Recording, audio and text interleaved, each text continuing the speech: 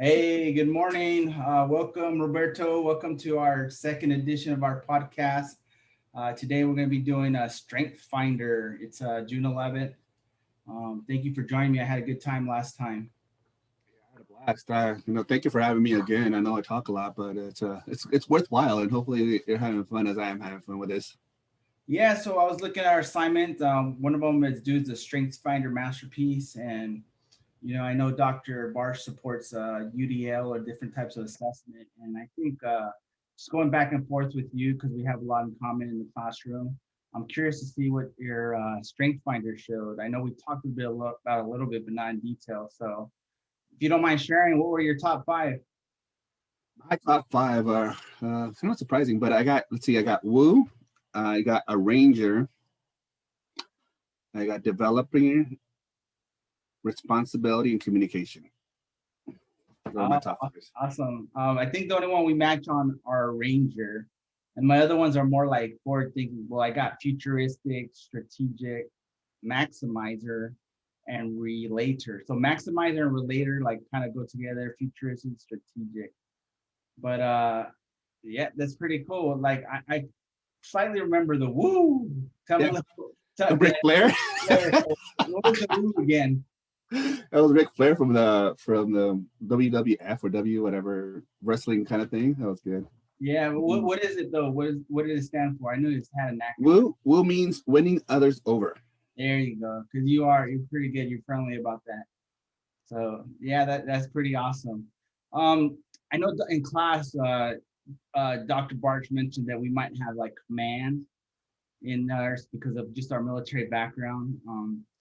But kind of, I think we both like kind of like take. I don't like to use the word control, but we like to, not really bogged down on the details. When we have assignments to do, we just kind of like to get to work and not waste time and put everybody to, hey, what's our task? Let's get it done. So that's pretty cool.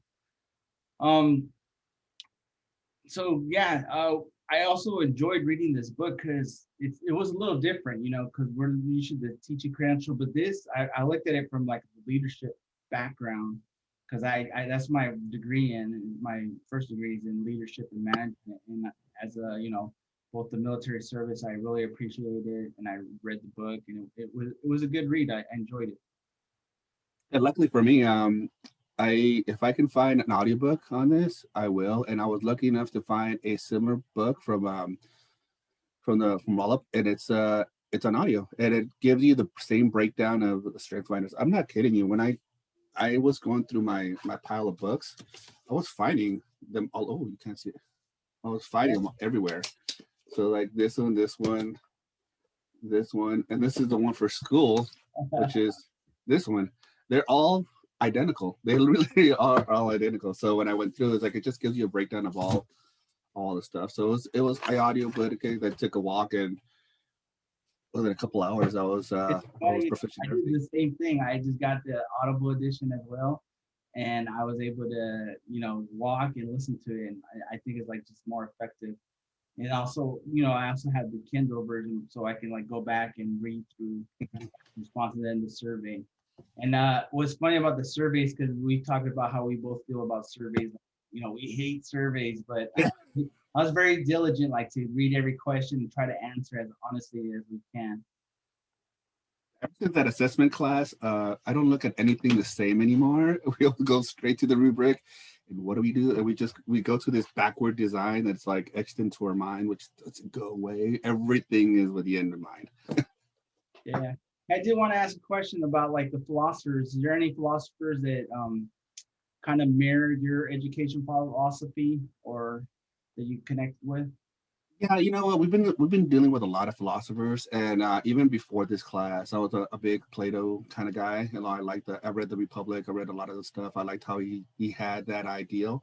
And the same thing with Aristotle. He was the student of, and there's a lot of things in there. And plus, for our liberal studies in our undergrad, we did Horace Mann, and I love the idea that Horace Mann was like that guy that started to do the common schools and did everything to get the schools going. So there's a lot of philosophers out there from uh yeah, even in Aquinas, Mann, Plato. A lot of those guys had a big influence, even for Owen. I mean, like we talked over last time, it's like everything that we have now is because of that. So and I can't remember the guy that it like got a kick out of it. It's like Frobel, I think it was for the kindergarten guy that we still have right now. It's like because I was wondering since I was a kid, it was in kindergarten. I wonder why did they call it kindergarten? Isn't that a German word? It was like, oh, you could have been speaking German right now if it wasn't World War II. That's So it funny. kind of just stuck with me, like, but yeah, even Frobel, even which we just learned about recently.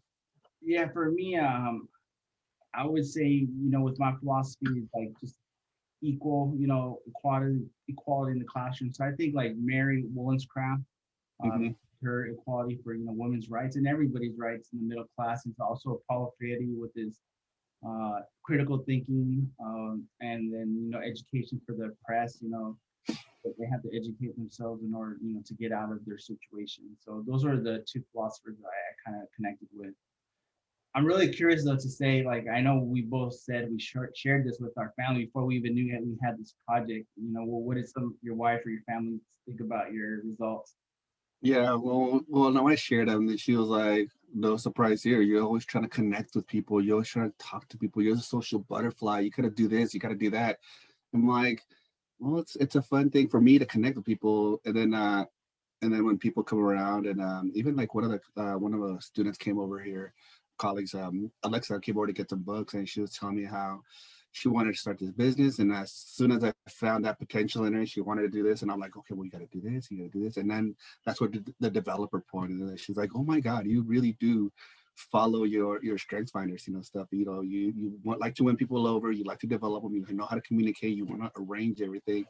And I'm like, and I was looking at it, I was like, oh, I guess you're right. It doesn't even make sense. But even friends and family, they when I tell them about it, I was like, yeah, that's you, if not more, because I think you have a couple more in there that you haven't mentioned. But yeah, so it does connect with me, and I like it. I mean, all these personality traits that we've gone through this APU cohort, we can see from personality strengths, this strength test, all this stuff. It does match.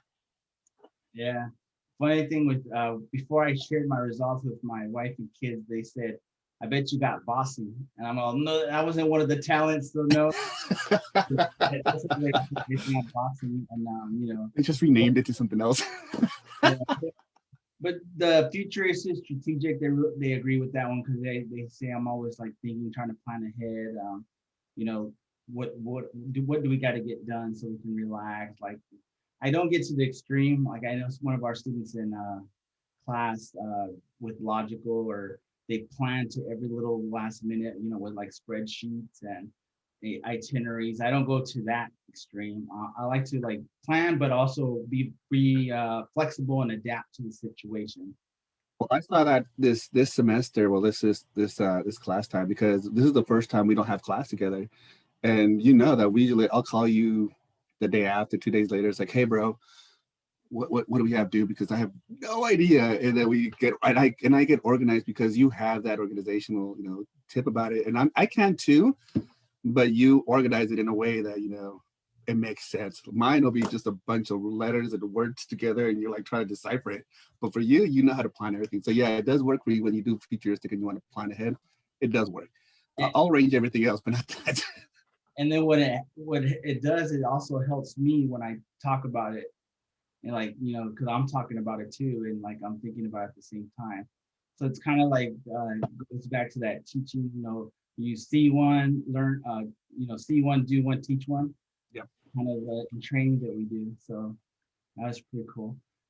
Let's go on to the next question. Oh, this one's kind of cool. So, how do you plan to use these talents or strengths? I know in the book they say strengths, but they're also talents in your classroom. Which ones do you think will, for definitely for me, thinking about you, Wu, I think you're gonna win the kids over pretty quickly and get them to buy into your philosophy and your lessons. But I'm interested to hear what you have to say.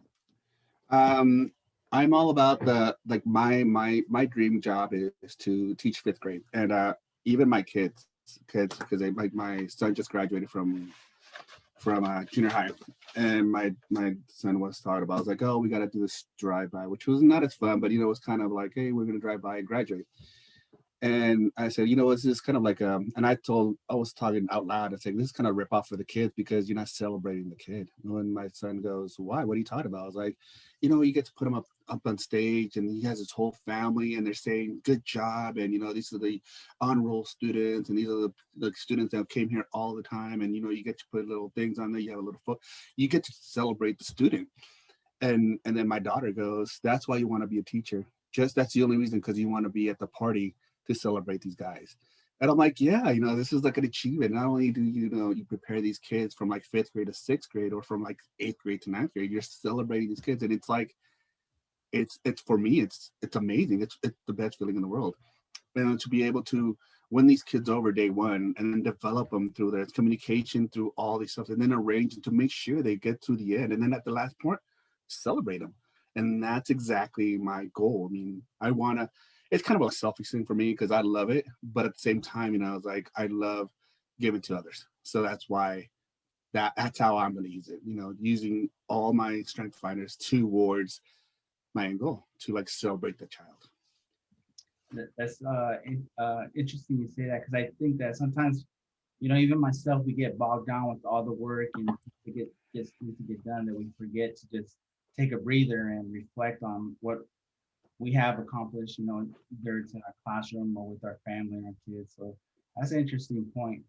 As far as mine, I think the biggest ones that I'm gonna try to use is like the arranger, but in the way where one of the things I enjoy doing, I don't want to say I enjoy, but I feel like I have a talent, is when we have a bunch of juggling parts going on and you're able to move, whether it's the curriculum, the schedule, or modify a lesson for a student. I'm definitely going to do that, and you know, to help the students out. And I don't get too flustered. I know a lot of people, like when things don't go as planned, they get a little flustered or stressed out and they worry about it too much. And that can, you know, I kind of enjoy and I thrive in that environment. So that's definitely one of the things. And also with the relator, I'm gonna make it a point to kind of do a lot of collaboration activities and lessons. I enjoy that part. So those are all good things. So what, you got any last final thoughts before we close for today?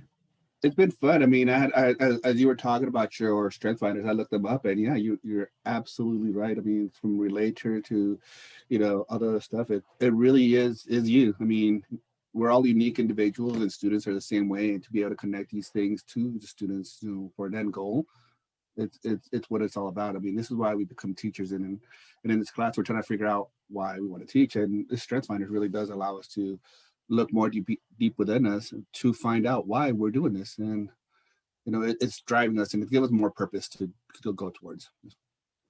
Yeah, guess my final thoughts are not just for us too, but we can also, because we can pick these out in other people, whether it's our colleagues or even in the students when we're thinking about multiple intelligence theory. Like we can see what their strengths and talents are and help them develop those strengths and talents. So yeah, it's all good stuff, you know, when we look at a big picture, big idea. All right, Roberto. Well, I think we'll get ready to close this out. Hey, thank you. Enjoy the rest of the term. We're almost there for summer, and then we start the big part, you know, student teaching next fall. So again, I'll tell the Dr. Barsh said hi. You want to wave behind to him? I'm sure he's gonna see this. I don't have my tabs open to say hello. Hey, the joke came up last week with the tabs. So see you guys. Bye.